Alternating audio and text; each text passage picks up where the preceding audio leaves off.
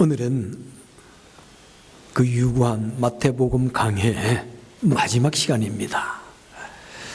제목은 그 위대한 갈릴리 산상대 또는 그 위대한 갈릴리 세계 선교대회라고 하는 제목이 되겠습니다. 주님 부활하신 후에 기독교 역사에는 수많은 선교대회가 있어 왔습니다. 그리고 그곳에서 발표되어진 수많은 좋은 내용들이 있습니다. 근대에 보면 1910년도에 스코틀랜드에서 에딘버러 세계 선교대회가 있었습니다. 거기에서 어떻게 하면 세계 선교를 효과적으로 할 것인가 하는 그런 전략에 대해서 논의를 하였고요. 그것이 이제 몇 번 이어져서 그 유명한 1974년 스위스 로잔에서 일어난 로잔 세계 선교 대회가 있습니다. 그곳에서는 성경의 모성과 예수 그리스도의 신성과 유일성에 대해서 말씀했고, 어떠함이 효과적으로 세계 복음화를 할 것인가에 대한 그런 기치들을 천명하였습니다. 오늘은 바로 우리 주님 부활 후에 있었던 제1차 세계 선교 대회, 그 현장으로 한번 가보도록 하겠습니다. 16절에 보면은 11 제자가 갈릴리에 가서 예수님께서 지시하신 산에 같이 갔다고 이야기하고 있습니다. 자, 11 제자. 예수님의 제자들은 오리지널리 몇 명이었습니까? 12 제자였는데 참 아쉽게 한 명이 빠졌습니다. 바로 가룟 유다가 예수님을 배신하고 그에 대한 죄책감으로 스스로 생명을 끊었습니다. 여러분, 사람이 죄를 짓고 죄책감을 느끼는 것, 이것이 회개일까요? 아닐까요? 회개의 시초는 될 수 있지만 회개 그 자체는 아닙니다.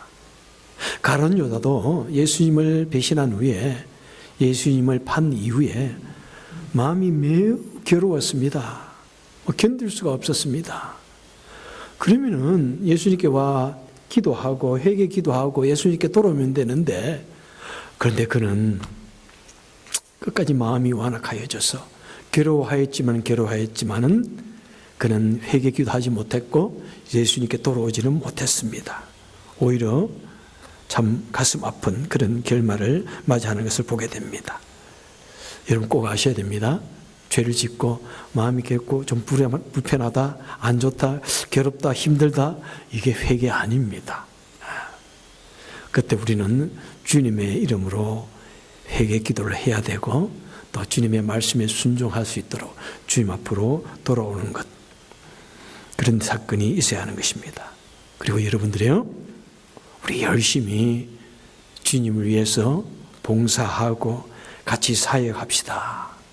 우리에게 주어진 명단 그대로 우리 끝까지 같이 갈 수 있기를 바랍니다. 자, 그 11 제자가 이제 갈릴리에 가서 예수님께서 지시한 산에 갔다고 말씀하고 있습니다. 그래서 성경을 찾아보니까 예수님께서 십자가에 달리시기 전에 마태복음 26장 31절에 보니까 내가 갈릴리에 가겠다. 그리고 부활하신 후에 바로 그 무덤 입구에서 천사가 와서 갈릴리에 갈 것이다. 그리고 예수님이 또 친히 갈릴리에서 만나자, 이렇게 약속하시는 것을 보게 됩니다.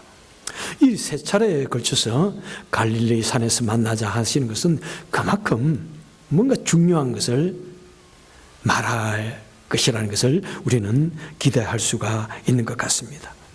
그래서 그곳에서 제1차 세계 선교대회를 하게 되시는데 주강사는 누구십니까? 바로 예수님이시고요. 거기에 모인 사람들이 얼마나 된다고요? 고린도전서 15장에 보니까 약 500명의 사람들이 모였었다고 이야기하는데, 바로 그 사건을 말씀하는 것 같습니다. 그리고 이제 17절에 보니까 그 예수님을 비웃고 경배하나 아직도 의심하는 사람들이 있더라. 사람들 한번 보십시오. 그 부활하신 예수님을 지금 보고 있는데도 이게 진짜야? 이렇게 의심한다는 것입니다. 아마 이런 분들은 아마 예수님이 십자가에 달릴 때 그곳에 가지 못한 사람들이거나, 그죠?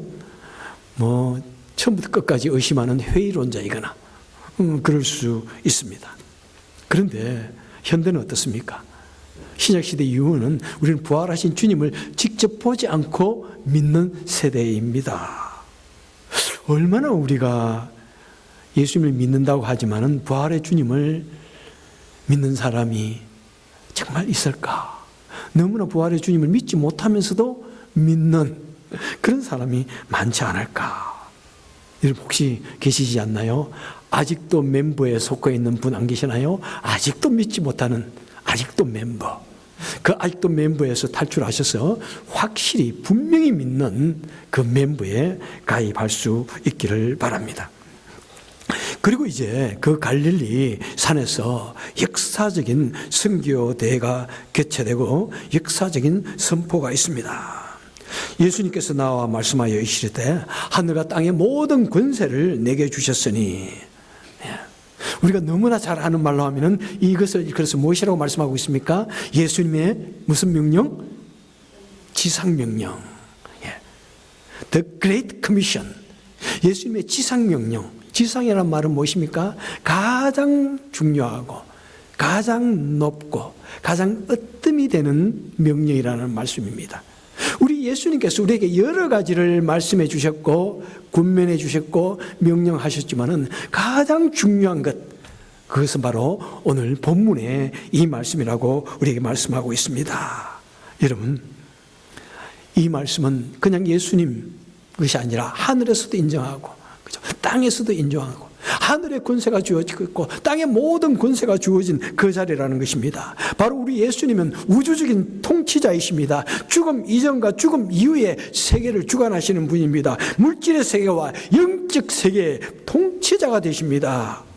그리고 우리 예수님은 바로 창조주이시고 구원자이시고 심판주이시고 왕이신 것을 바로 선포하고 확인하는 사건인 것입니다. 그 예수님께서 말씀하십니다. 이 모든 권세를 내게 주셨으니, 그죠? 바로 하나님께서 주셨던, 하나님과 함께 하셨던 그 권세, 창조 시부터 주셨던 그 권세, 그것을 바로 하나님께서 주셨고 우리 예수님께서 바로 또한 가지셨다는 것입니다. 그러므로 이제 이 선포가 있습니다. 그러므로 너희는 가서 모든 족속으로 제자를 삼아 아버지와 아들과 성령의 이름으로 세례를 주고, 그리고 내가 너에게 가르친 모든 것을 다 지키게 하라, 이렇게 말씀하고 있습니다. 자, 여러분, 여기에 원어 전문가에 의하면은 4개의 동사가 나오고 있다고 합니다. 자, 4개의 동사 무엇일까요? 한번 보십시다. 자, 여기 보니까 가서, 너희는 가서, 그 다음에 모든 족속으로 제자를 삼아, 그 다음에 세례를 베풀고, 그 다음에 가르쳐 지키게 하라. 이 4 동사가 나오는데 원어 이 학자에 의하면은 주 동사는 하나라고 이야기합니다. 혹시 여러분 주 동사가 무엇일까요? 여기 4 동사 중에서 혹시 아시면 말씀해 보실까요? 목사님들에게서 설교를 아마 들으셨을 거예요. 주 동사는 여기에 보니까 모든 족속으로 제자를 삼아라. 이것이 주 동사라고 합니다. 모든 민족을 제자로 삼아라. 이것이 주 동사입니다. 가장 중요한 메시지라는 것입니다. 사실 이 속에 모든 단어들이, 모든 선포가 다 그 속에 포함되어 있습니다. 자, 모든 민족. 예수님 오시기 전까지는 이스라엘 민족들은 자신들만이 선택받은 백성이다, 자신들만이 하나님의 백성이다, 자신들만이 구원받은 백성이다, 이렇게 생각을 했습니다.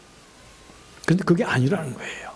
그래서 예수님께서는 내가 이 모든 흑암의 권세 또는 이방 세계에 빛을 주기 위해서 왔다라고 이렇게 주님께서 말씀하셨는데, 이제 마지막에 부활하신 후에 너희는 가서 모든 민족으로 제사를 삼아라, 모든 이방인들에게 가서 복음을 전해라, 이렇게 말씀하고 있습니다. 여러분, 모든 민족. 특별히 모든 민족을 어떻게 하라고요? 이게 보니까 제자를 삼으라고 이야기하고 있습니다. 이 제자의 의미는 무엇일까요? 제자, 현대에 있어서의 제자의 의미와 그 당시에 있어서 제자의 의미는 상당히 다릅니다. 요즘 그냥 들리는 거에 의하면 미국에서 학교 선생님과 제자 사이는 그냥 지식의 전달 수준이다 이렇게 말합니다. 그런데 한국의 옛날에는 우리 학교 선생님이라 그러면은 그냥 학생들에게 지식만 전하는 건 아닙니다. 그죠? 인격적인 롤 모델이 되어지고, 자라나는 아이들에게 인생에 관해서 또 가치관을 심어주는 그런 선생님이었는데, 요즘에는 또 그렇지 않다. 이런 말도 많이 듣습니다. 그래서 특별히 그 당시 헬라 시대의 제자라고 하는 의미는 정말 강력한 의미를 지니고 있습니다. 가령 들어서 플라톤의 제자 그러면은 바로 플라톤에 관해서 플라톤과 그 제자 사이는 매우 돈독한 그런 관계입니다. 먼저 인격적인 관계를 가지고 있는 거죠. 아주 속속들이 아는 것을 말합니다. 이것은 그냥 우리가 어떤 영화 배우를 안다 이것 아는 게 아니에요. 그것은 그냥 인포메이션 정도로 아는 것이지 성경에 나오는 안다라고 하는 의미, 여기에 에피스기노스코라는 이 헬라어 단어인데 이것을 전에 히브리어에서도 제가 설교를 드린 적이 있습니다. 히브리어로는 야다라는 단어인데 이건 매우 중요한 단어입니다.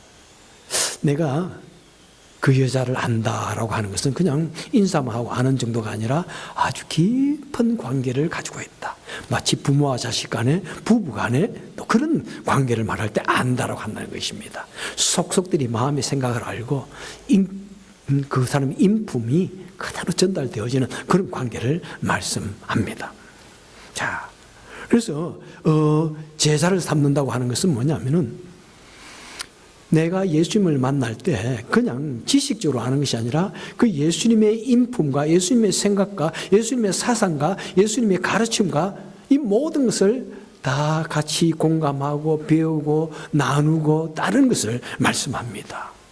그래서 내가 예수님을 그렇게 믿듯이 내가 다른 사람에게 복음을 전할 때 또 그 사람도 그런 인격적인 관계가 맺어지기까지 그 사람이 분명한 신앙인이 되기까지 그렇게 가르치고 인도하고 해야 할 것을 우리에게 말씀하고 있습니다.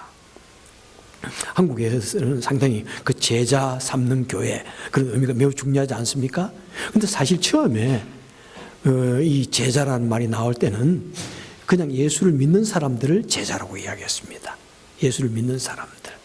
그 신자를 크리스찬을 말씀합니다.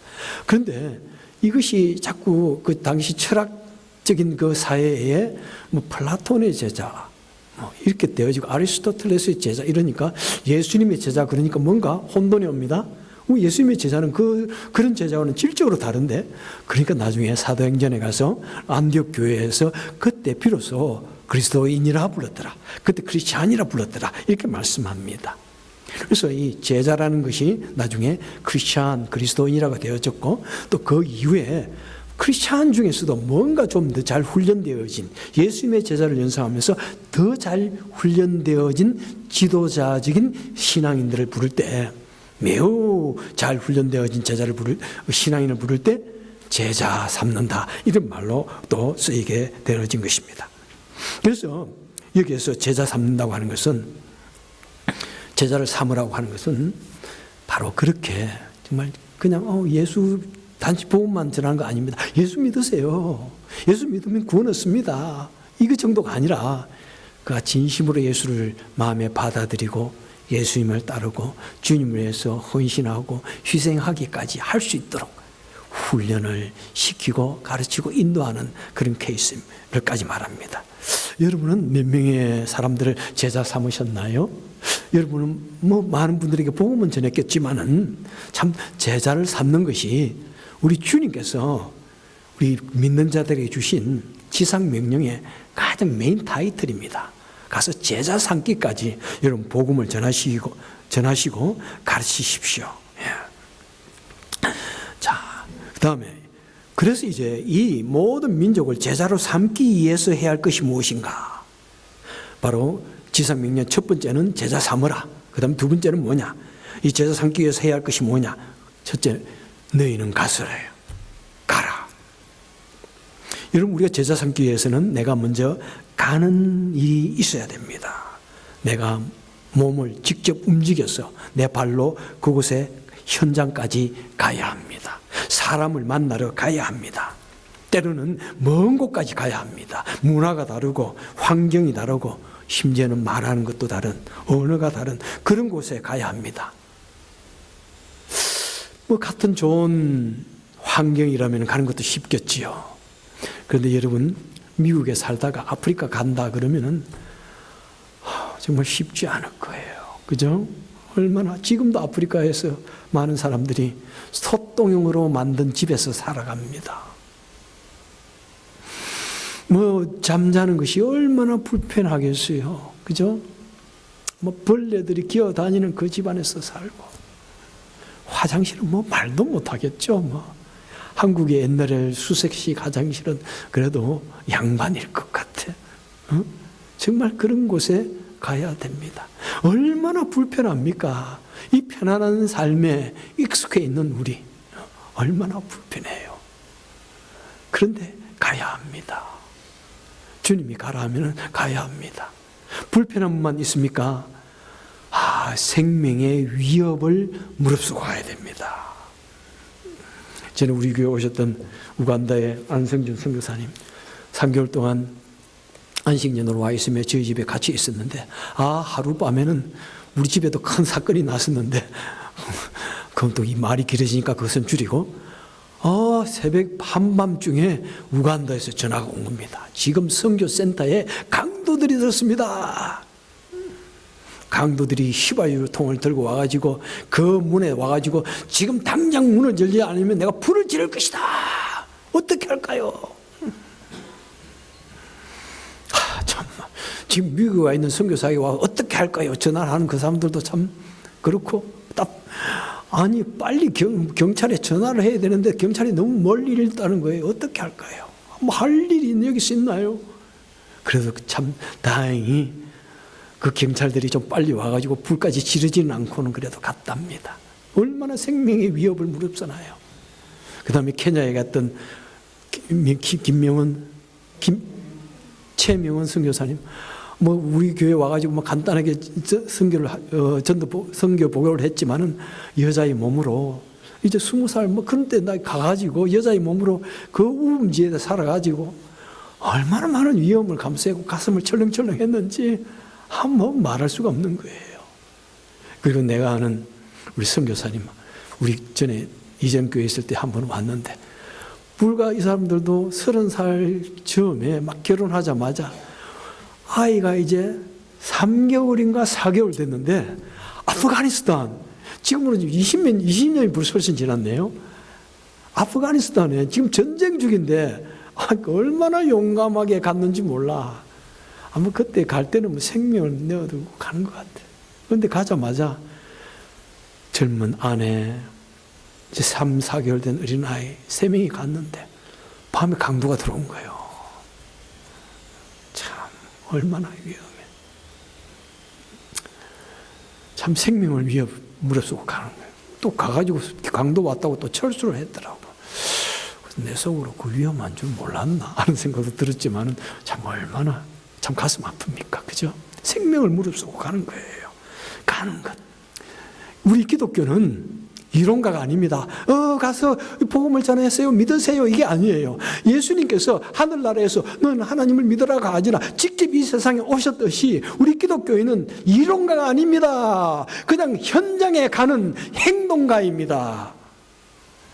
때로는 불평을 무릅쓰고 생명까지 무릅쓰는 행동가가 되어져야 된다는 것입니다.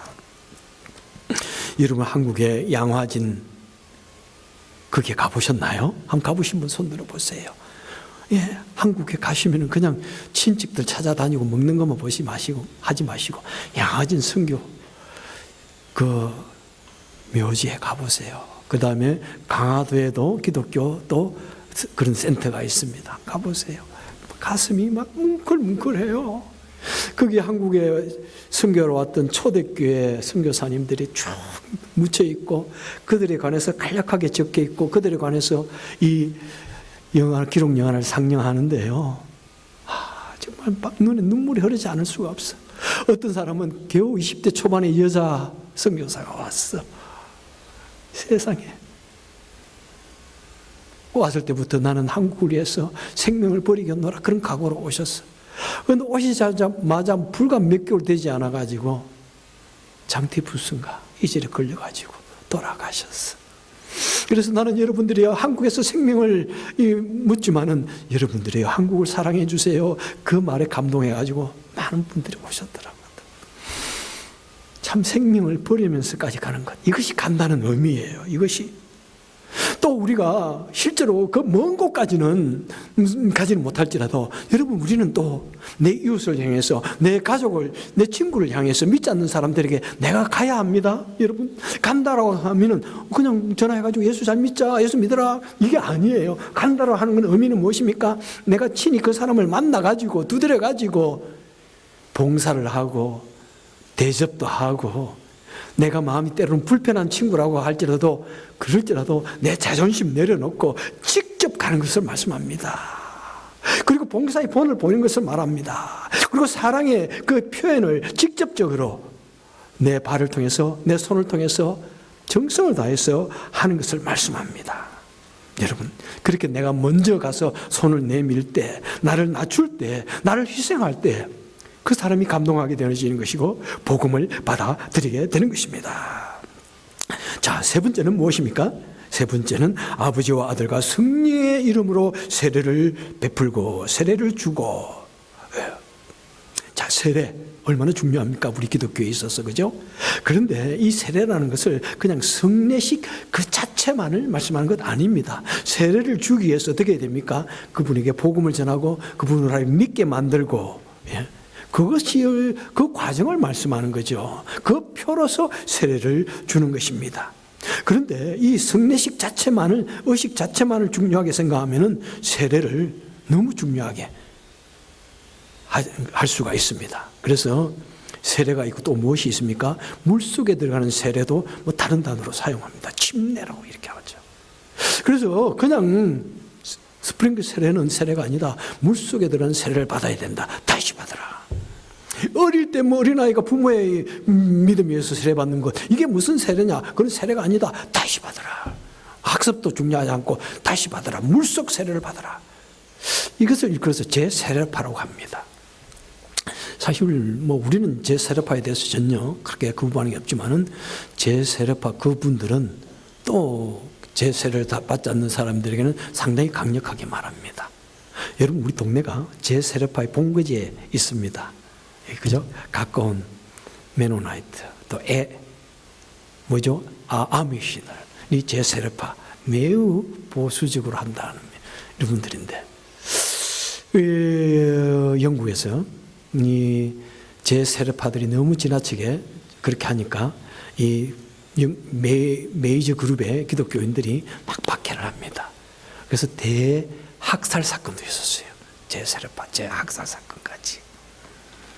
여러분 세례 중요하지만은 꼭 뭐 물속 세례가 중요하다고 다시 세례를 받아야 할 만큼 중요한 건 아니에요. 세례는 무슨 표시입니까? 예수 안에서 내가 죽었다가 다시 살아남의 표시입니다. 물 세례는 무엇의 표시입니까? 성령 세례의 표시입니다. 내가 마음으로부터 예수님을 믿는 그 표시로 공동체 앞에서 받는 표시입니다. 그런데 몇 년 있다가 마음에 좀 들지 않는다. 이번에 좀 식은 것 같으니까 세례 한 번 더 받아. 제제 세례. 아이. 그래서 어떤 교단들은 목사님이 바뀔 때마다 세례 줘. 다른 데서 받은 세례는 인정을 안 해. 여러분 세례가 중요하지만 그렇게 중요한 것은 아니에요. 여러분 세례를 100번 받는다고 해서 침례를 100번 받는다 해서 구원받는다 그러면 정말 좋지요. 그런데요, 그렇게 하는 것은 오히려 세례의 진정한 의미를 훼손시키는 것입니다. 우리 기독교 공동체가 하나됨을 방해하는 것입니다. 거부하는 것입니다, 여러분. 좀 그런 넓은 마음으로 받아주면 좋지 않을까? 여러분, 여러분 결혼식 해가지고 뭐 결혼 마음 좀 이게 마음에 들지 않아 한 번 더 해야 되겠어, 두 번 해야 되겠어 자꾸 합니까? 그냥 기념식으로 우리가 뭐 기념해 하는 건 있지만은 그냥 그렇게 결혼식의 의미를 중요하게 가지고 내 생활 속에서 바르게 결혼 생활을 가정 생활을 영위하는 것이 중요하지. 그게 무슨 그죠? 또 하고 해야 될 게 아닙니다. 여러분 행여나 교회를 떠나서 또 다른 교회 가시고 또 한국에 가시더라도 또 세례를 받으라 그러면 분명히 이것을 말씀하십시오. 여러분 고린도전서 1장 17절에 사도 바울은 이렇게 말합니다. 그리스도께서 나를 보내심은 세례를 베풀게 하심이 아니요 오직 복음을 전하게 하려 하심이라. 여러분 세례가 그렇게 중요합니까? 에베소서 4장 5절에서 말씀합니다. 주도 한 분이요 믿음의 한 분이요 세례도 하나이니라. 세례의 의미를 진정으로 중요하게 생각한다면 우리는 일생에 그 세례를 가슴에 품고 있는 것이 중요하지. 좀 식은 것 같아 또 한 번 받자 그렇게 하는 것 결코 옳은 것 아니고 세례의 진정한 의미를 훼손하는 것이다. 그래서 우리가 중요한 것은 무엇입니까? 예수님을 믿게 만들고 복음을 전하는 이것이 중요한 것이다 하는 것을 생각하실 수 있기 바랍니다. 자, 그리고 이제 네 번째, 내가 너에게 분부한 모든 것을 가르쳐 지키게 하라. 분부하신 모든 것입니다, 여러분. 성경에 나오는 모든 말씀들입니다. 부분적이 아니라 모든적인 것입니다. 여러분, 이 어떤 가치관들은 세월이 지나면서 많이 변합니다. 문화가 다르고 세대가 다르면 변질될 수가 있습니다. 그런데 우리 기독교에 이 하나님의 말씀은 결코 세대를 따라서 변하는 것이 아니라는 것입니다. 여러분 주님의 말씀이 때로는 너무 시대에 뒤떨어졌다고 생각되지도 합니까? 고리타분하세요? 때로는 내 형편이 아직 내가 미국에 이제 와서 이제 겨우 뭐 자리를 잡아야 되는데 그래서 내가 그 주님의 말씀을 약간 편하게 해도 될까? 바꿔도 될까요? 또는 우리 현대인의 삶과 우리 젊은이의 그 삶과는 맞지 않기 때문에 내가 적당히 그것은 무시해도 될까요? 그래서 부분적으로만 하나님의 말씀을 전할 때 뭔가 나에게 상처가 되고 내 자존심을 건드리고 내 기분을 상하게 하는 것은 듣지 아니하고 그냥 내 마음에 좋게만 해주는 것, 나 마음에 위로만 해주는 것, 기쁨만 주는 것, 그러면 그만 받아들이라는 것이 아니라 뭐 하나님의 모든 말씀을 가르쳐 지키게 하라고 말씀합니다. 때로는 그 말씀이 내 영혼을 막 파고 가르고 난도질을 하는 한이 있더라도 그 말씀을 받아야 한다고 말씀하고 있습니다. 그리고 그 말씀을 받는 것이 무엇이 더 중요할까요? 가르쳐 지키게 하라. 여러분 영어에 보니까 모든 것을 잘 실천할 수 있도록 가르치라. 이렇게 가르쳐 지키라기보다도 실천할 수 있도록 가르치라. 순종할 수 있도록 가르치라. 영어에도 그렇게 되어 있어요. 가르침이 중요한 것이 아니라 실천이 더 중요합니다. 실천할 수 있기까지 가르치라. 뭐가 중요한디? 가르침, 실천이 중요하다. 우리 기독교인들은 절대로 이론가가 아닙니다. 다시 말씀합니다. 우리 기독교는 절대로 실험실에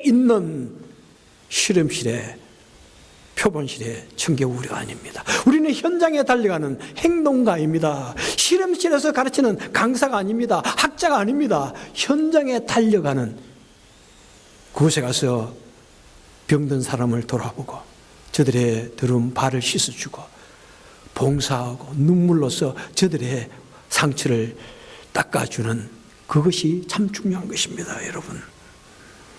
그리고 내가 배운 것은 반드시 그것을 내 삶 속에서 실천하는 것.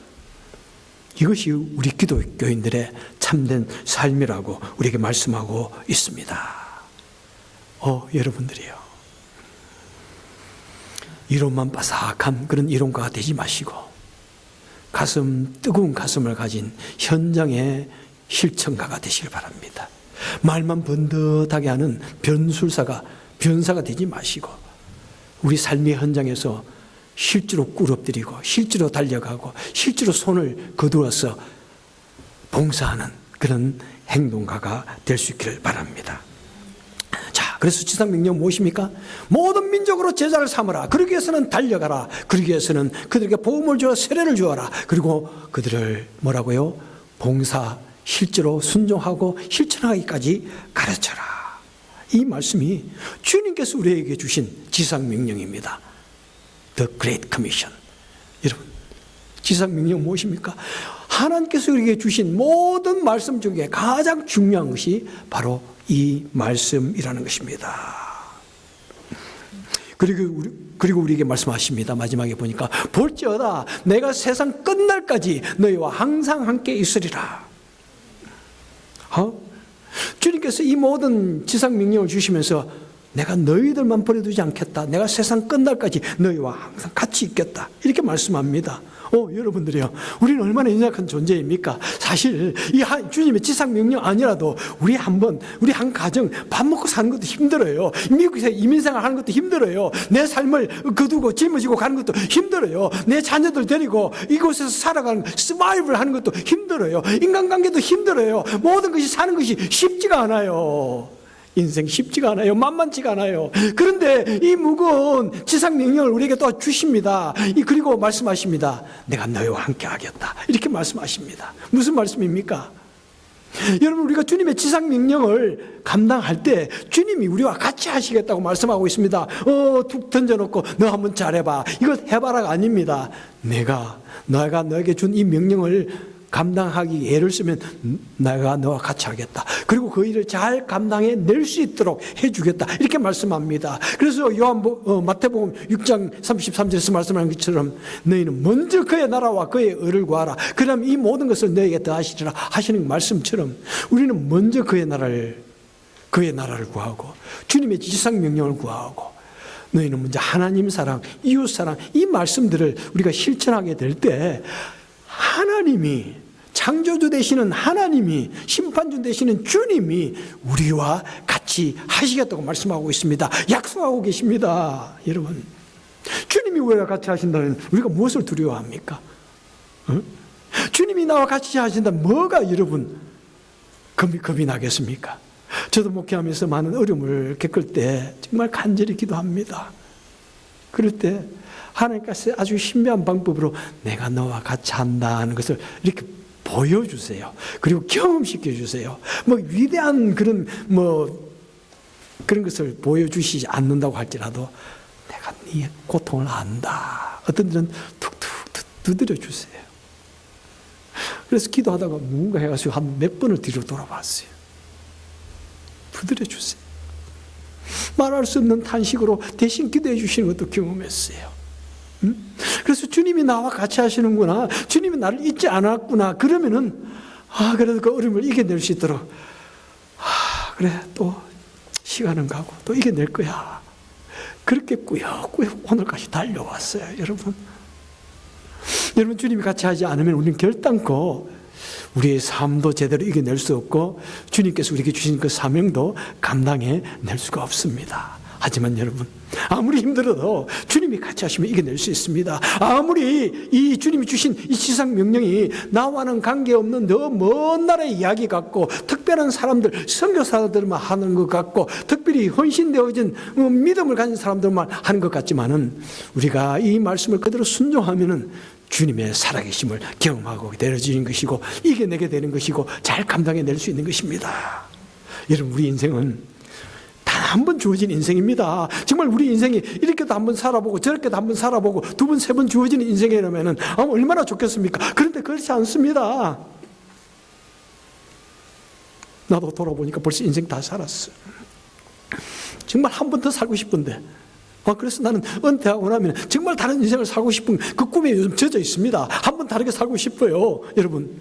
그런데 우리가 살아가는 이 인생은 우리에게 주어진 이 인생은 시험의 장입니다. 여러분, 이 세상이 우리의 본향이 아닙니다. 내가 한번 살아가는 이 시험의 장, 무엇을 바라보며, 영원한 나라를 바라보며 살아가는, 그 나라의 소망을 두고 살아가는 시험의 장소입니다. 광야의 삶입니다. 이 시험의 장소, 여러분 다른 곳에 너무 정신 팔지 마시고, 물론 여러분 꼭 선교사가 되어야 된다는 이야기가 아닙니다. 여러분이 어디에서 무엇을 하든지 내가 하는 이 일을 통해서 하나님의 영광을 드러내고, 내가 말로만 사는 것이 아니라 다른 사람을 마음으로만 사랑하는 것이 아니라 실제로 손으로서 실제로 베풀고 실제로 희생해서 사랑하고 복음을 전하고 제자를 만드는 이 거대하고 이 위대한 목표를 가지고 살아갈 때 하나님의 가차하여 주심을 여러분 경험할 수가 있는 것입니다. 그리고 힘든 세상을 승리하며 삶을 살게 되어지고, 또 주님께서 우리에게 주신 이 지상 명령도 없잖아 잘 감당해낼 수 있는 저와 여러분 되시기를 주님의 이름으로 축원합니다.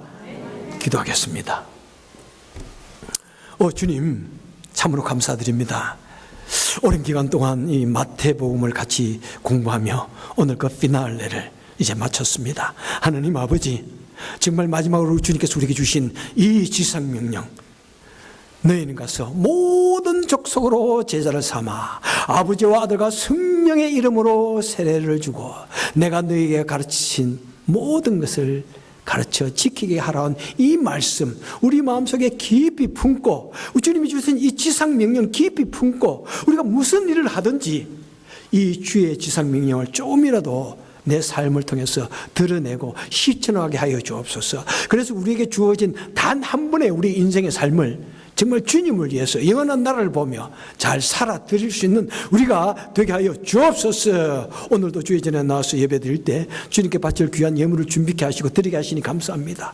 이것도 이 드림의 순간도 우리가 주님께서 우리에게 주신 지상 명령을 감당하기 위한 한 부분인 것을 믿습니다. 주님과 더불어서 동행하는 주의 동력자로서 살아가는 순간인 것을 믿습니다. 그것을 믿고 이 시간에 드려오니 주님 받아주시고 정말 주의 복음 사역이 더욱더 순조롭게 잘 이루어질 수 있도록 도와주옵소서.